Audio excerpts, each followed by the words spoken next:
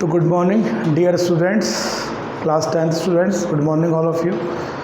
आज बच्चों हम जो चैप्टर पढ़ने जा रहे हैं वो है एप्लीकेशन ऑफ ट्रिग्नोमेट्री। अभी तक आपने इंट्रोडक्शन ऑफ ट्रिग्नोमेट्री पढ़ा है।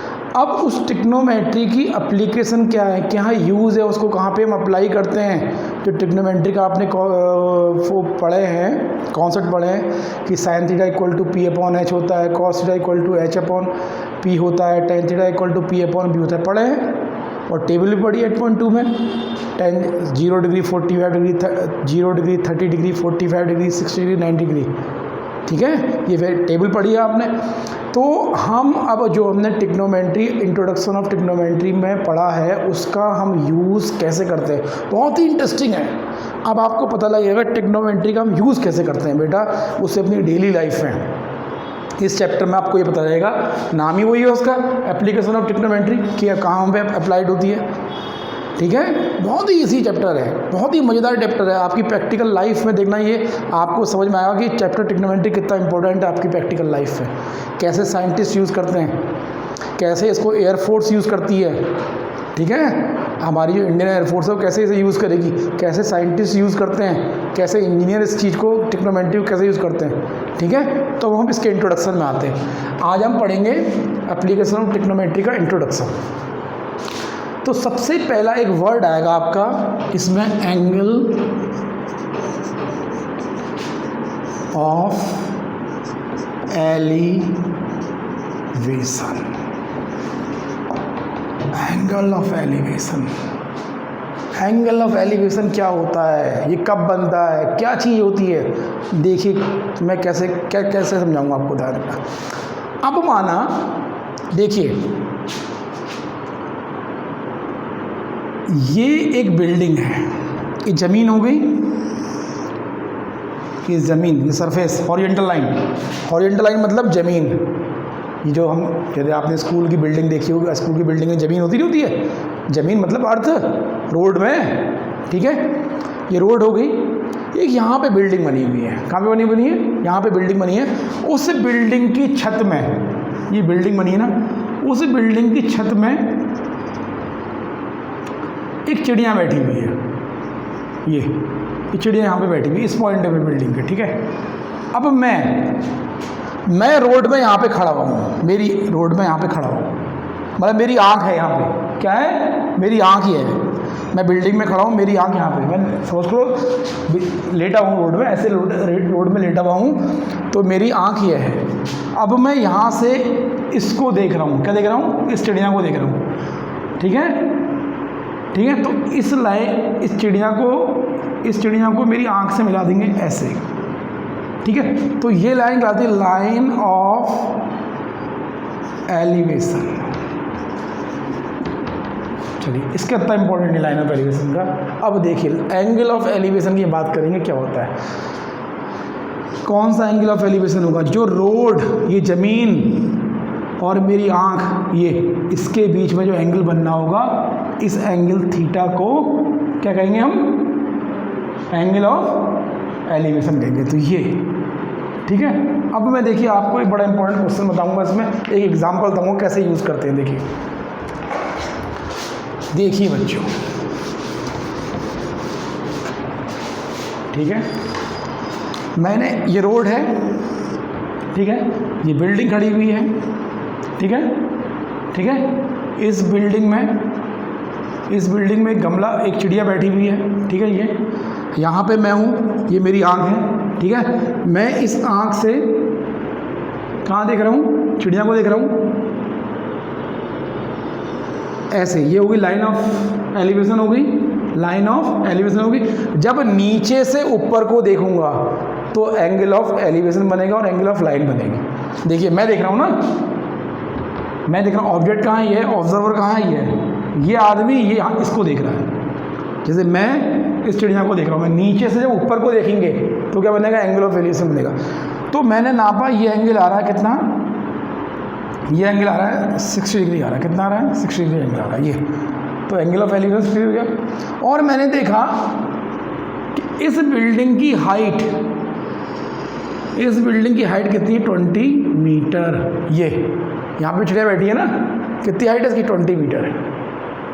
अब मुझे बताना है कि मेरी और इस बिल्डिंग का फुट कहाँ पे, टॉप तो यह फुट कहाँ पे, ये है नहीं, मेरी और इस बिल्डिंग के फुट के बीच की डिस्टेंस कितनी है, ये डिस्टेंस निकालनी है मुझे, ये डिस्टेंस मुझे निकालनी है। तो मैं नेमिंग कर लेता हूँ, इस पॉइंट को ए रख लिया, इस पॉइंट को बी रख लिया, इस पॉइंट को सी रख लिया। तो मुझे दिया हुआ क्या है, ए बी इक्वल टू कितना दिया, 20 मीटर दिया हुआ है, ठीक है। और एंगल ऑफ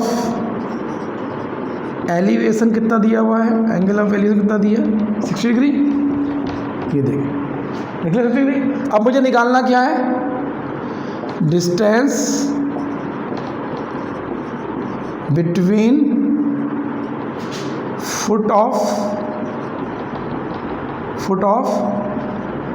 बिल्डिंग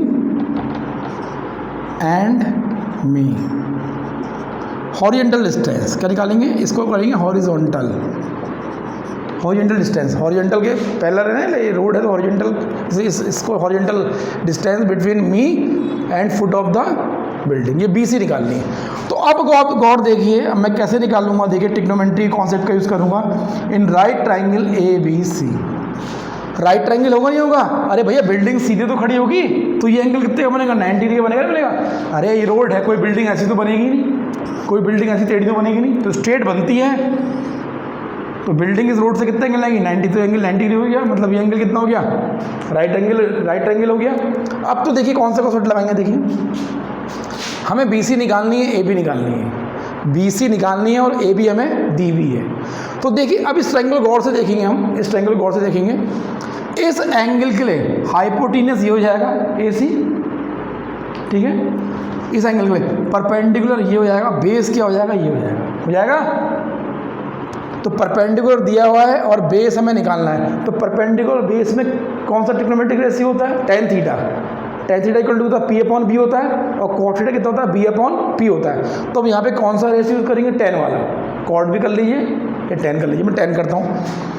और एंगल कितना है बेटा इसमें, ये तो tan 60, आपको पता है ना कि tan थीटा कितना होता है बेटा, P/B होता है, परपेंडिकुलर बेस होता है। तो tan यहाँ पे एंगल कितना है, थीटा 60 डिग्री है, P कितना है, AB है, ये है ना, B कितना है, बेस कितना है, BC है। तो ये हो गया, देखिए यहाँ पे लिख देंगे because tan theta equal to P/B, theta कितना है 60 डिग्री, परपेंडिकुलर कितना है AB, और बेस कितना है BC, तो ये रख लिया मैंने, ठीक है। अब tan 60 डिग्री कितना होता है, पता है आपको कितना होता है, टेबल याद करिए, √3 कितना होता है, √3, टेबल देखिए tan 60 डिग्री वैल्यू देखिए। AB कितना है, दे रखा 20 मीटर, तो यहाँ पे 20 मीटर ले लिया because AB equal to 20 metre given है। BC पता नहीं है तो BC ऐसे लिख दिया। अब देखिए BC कितना हो जाएगा, इसको यहाँ ले आएंगे, क्रॉस मल्टीप्लाई करेंगे, √3 into BC equal to 20 metre, ठीक है। इसके बाद क्या होगा, BC कितना हो जाएगा, √3 को डिवाइड कर देंगे 20/√3 मीटर, हो गया। थोड़ा सिंपलाइज करते हैं, रेशनलाइज करते हैं, तो BC 20/√3 से ऊपर नीचे इंटू करेंगे, तो ये 20/3 आ गया, और √3 कितना हो गया, 3 हो गया, तो इतना आ गया। देखिए तो BC कितनी आ गई, 20/3 मीटर आ गई। ये मेरी और मेरे बीच में और बिल्डिंग के फुट के बीच में कितनी डिस्टेंस है, 20/3/3, √3 की वैल्यू रख लीजिए, 20 × 3 कर लीजिए, √3 कर लीजिए, और 3 से डिवाइड कर लीजिए, करेक्ट डेसिमल में आपकी आंसर निकल जाएगा। तो ऐसे हम कॉन्सेप्ट करते हैं, यूज़ करते हैं एंगल ऑफ एलिवेशन का, और जो आपने ये सही है, ये एप्लीकेशन है, ऐसे यूज़ करते हैं हम इसको, ट्रिग्नोमेट्री को देखिए निकालने के लिए, डिस्टेंस निकालने के लिए, ठीक है, ये यूज़ है इसका, ठीक है, साइंटिस्ट ऐसे यूज़ करते हैं, समझ में आया। अब आगे हम इसके बाद करेंगे एंगल ऑफ डिप्रेशन की बात।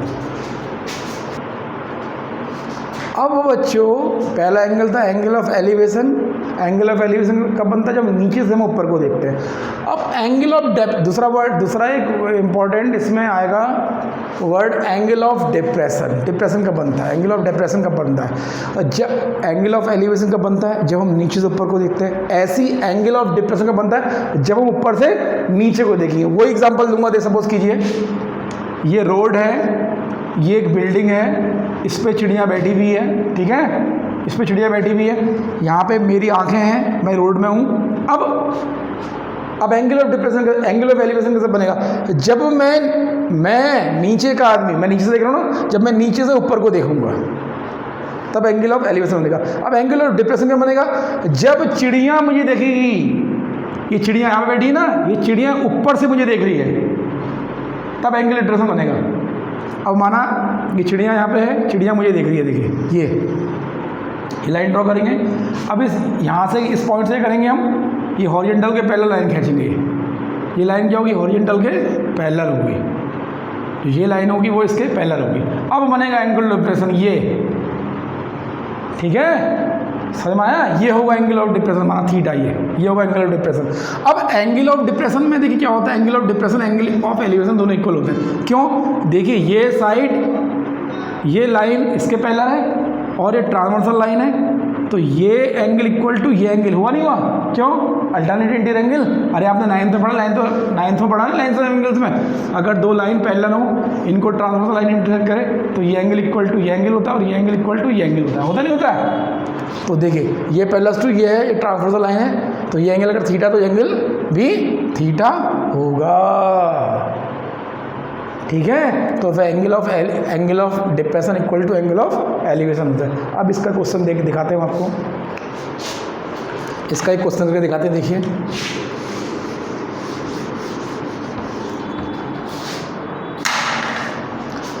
अब देखिए, सपोज कीजिए ये ज़मीन है, ये मतलब अर्थ, ये सरफेस है, ये हॉरिजन है, ज़मीन है। अब एक प्लेन यहाँ पे उड़ रहा है, ये प्लेन की पोजीशन ये है, माना ये देखिए ये प्लेन है ना, ये प्लेन उड़ रहा है, मतलब पायलट इसका यहाँ पे बैठा हुआ है, ठीक है, आसमान है, ऊपर उड़ रहा है। अब मैं रोड में यहाँ पे खड़ा हूँ, ठीक है। अब देखिए क्या होगा, ठीक है। अब पायलट, ये जो पायलट है ये ऊपर से मुझे देख रहा है नीचे, ये पायलट ऊपर से मुझे देख रहा है, तो देखो इसको इससे मिलाऊंगा, ठीक है। अब क्या करूँगा, ये जो ये पॉइंट है, इससे करूँगा हॉरिजन, मतलब ये ज़मीन के हॉरिजन के पैरेलल लाइन खींच दूँगा ये, ठीक है। वो पायलट देख रहा है ना मुझे, ऊपर से नीचे देख रहा, तो क्या बनेगा? एंगल ऑफ डिप्रेशन बनेगा, ठीक है, सही है। तो ये हो गया एंगल ऑफ डिप्रेशन। माना कितना एंगल बनना है? 30 डिग्री बनना है। कितना बनना है? 30 डिग्री। तो ये एंगल 30, तो ये भी कितना आएगा? 30 डिग्री का आएगा, क्योंकि ये पैरेलल टू ये है, तो क्या होगा? अल्टरनेट इंटीरियर एंगल इक्वल हो गए। अब मैंने क्या करा, ये इस पॉइंट से परपेंडिकुलर डाल दिया, ये हॉरिजन पे, ज़मीन में परपेंडिकुलर डाल दिया, ठीक है। तो ये लाइन क्या, ये जो लाइन सेगमेंट है, ये लाइन जो है, ये डिस्टेंस जो क्या दिखाएगी? Vertical distance of plane from the horizon, जमीन से इस प्लेन की वर्टिकल हाइट, मतलब ये प्लेन जमीन से कितनी हाइट पे उड़ रहा है, ठीक है। ये निकालना होगा हमें, इससे हम निकाल सकते हैं, समझ में आया?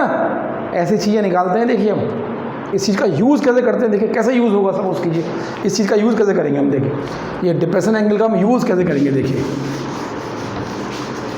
सपोज कीजिए ये ज़मीन है, ये एक आदमी पतंग उड़ा रहा है, यहाँ से क्या उड़ा रहा है? पतंग उड़ा रहा है, ठीक है, ठीक है। अब देखिए पतंग उड़ा रहा है, उसकी पतंग यहाँ पहुँच गई, ये उसकी सद्दी है, तागा है, ये पतंग है, ठीक है। पतंग में कीड़ा बैठा हुआ है, ये पतंग है ना, पतंग में हमने कैमरा लगा रखा है, क्या लगा रखा है? कैमरा लगा रखा है। उस कैमरे से वो मतलब कोई चिड़िया है या कोई कीड़ा यहाँ से हमें देख रहा है, तो एंगल और डिप्रेशन बनना है 45 डिग्री का। कितना बनना है? 45 डिग्री का। देखिए तो एंगल और डिप्रेशन 45 का, तो ये लाइन, इस पॉइंट से हमें ये लाइन खींचनी पड़ेगी हॉरिजन के पैरेलल, ठीक है। तो ये एंगल डिप्रेशन एंगल कितना? 45 डिग्री का। तो ये पैरेलल टू ये है, तो ये एंगल और ये एंगल इक्वल रहेंगे, अल्टरनेट इंटीरियर एंगल हो गए, ठीक है। अब हमने करा इस पॉइंट से, जहाँ पे पतंग है, उस पॉइंट से हॉरिजन पे, ज़मीन पे परपेंडिकुलर लाइन ड्रॉ कर दी, ये परपेंडिकुलर, तो 90 डिग्री एंगल लाइन, ठीक है। अब हमने सद्दी को नापा, ये अपने ताबे को सद्दी कहते हैं ना, तागा कहते हैं। इस तागे की लेंथ कितनी है? हमने कहा माना 50 मीटर। कितनी है? 50 मीटर। यहाँ से पतंग को जो डोरी है उसकी लेंथ कितनी है? 50 मीटर।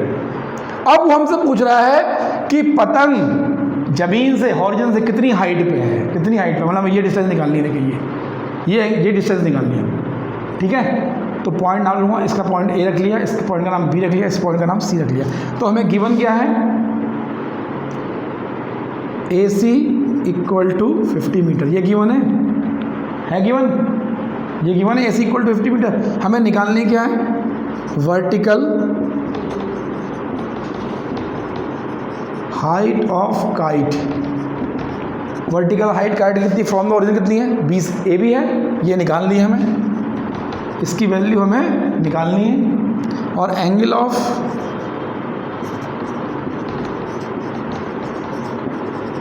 डेप्रेशन कितना देगा उसने हमें? 48 डिग्री दे रखा है।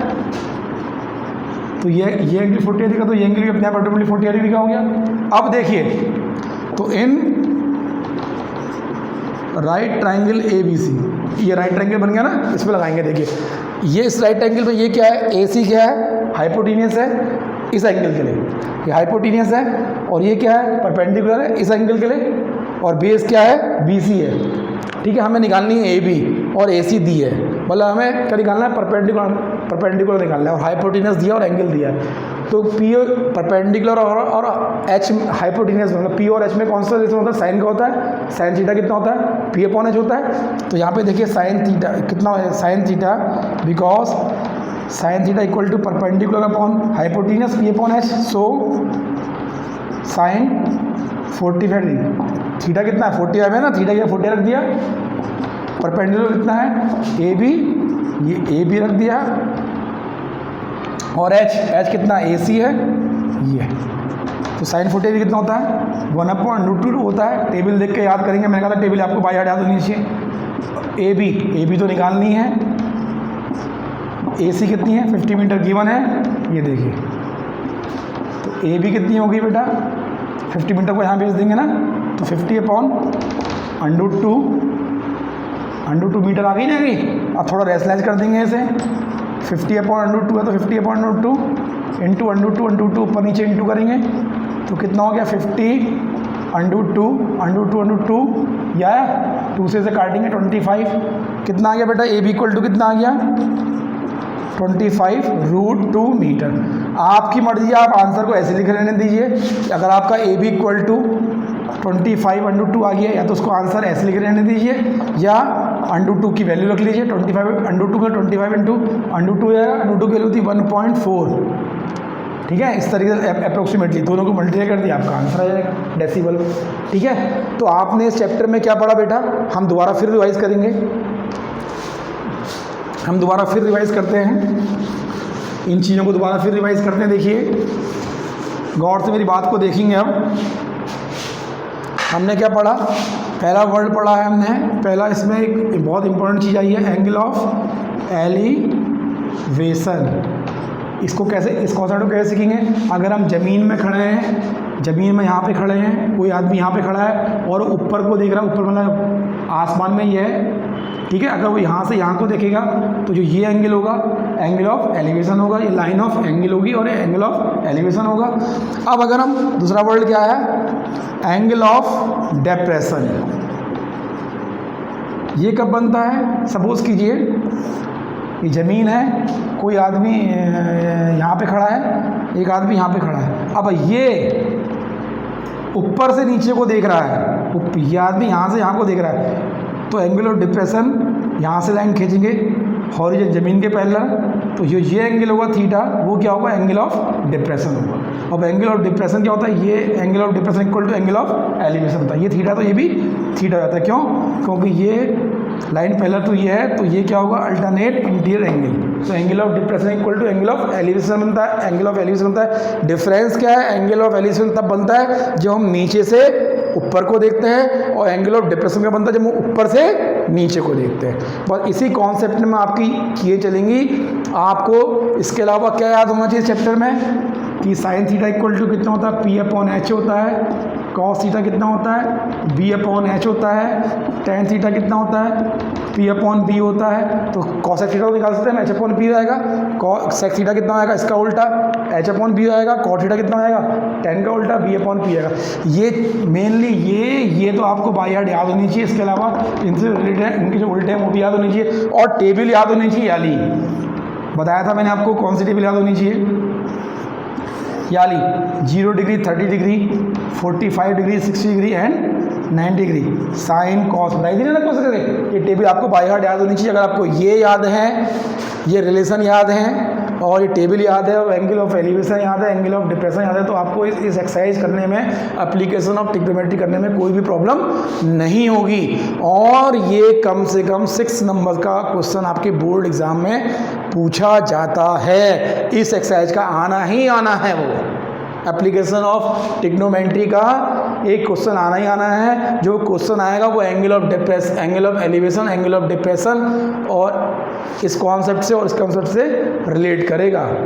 ठीक है, सही है। तो इन चीज़ को बहुत ध्यान से देखना है। एंगल ऑफ एलिवेशन किसे कहते हैं, एंगल ऑफ डिप्रेशन किसे कहते हैं, sine theta equal to P/H, cos theta equal to B/H, tan theta equal to P/B, cos theta का उल्टा हो जाएगा, कॉस थीटा का उल्टा हो जाएगा, tan theta cot theta tan theta का उल्टा हो जाएगा। और ये टेबल आपको बाय हार्ट याद होनी चाहिए, तो आपको कोई भी प्रॉब्लम नहीं आएगी एक्सरसाइज करने। बहुत ही मज़ेदार चीज़ें हैं, बहुत ही इंटरेस्टिंग है आपको करने में। एप्लीकेशन ऑफ ट्रिग्नोमेट्री में एक ही एक्सरसाइज है, मेरे ख्याल से 16 क्वेश्चन है। हर एक क्वेश्चन करने में बहुत ही मज़ा आएगा। और बेटा ये ज़रूरी नहीं कि जो आपकी NCERT में ही क्वेश्चन है वही क्वेश्चन बोर्ड में आएंगे, उससे मिलते जुलते, ठीक है, आएंगे क्वेश्चन। तो थैंक यू। मुझे पता है कि सोचता हूँ कि आपने एंजॉय करा होगा इस वीडियो को। ध्यान से देखिएगा, बार बार देखिएगा video. Thank you, good luck.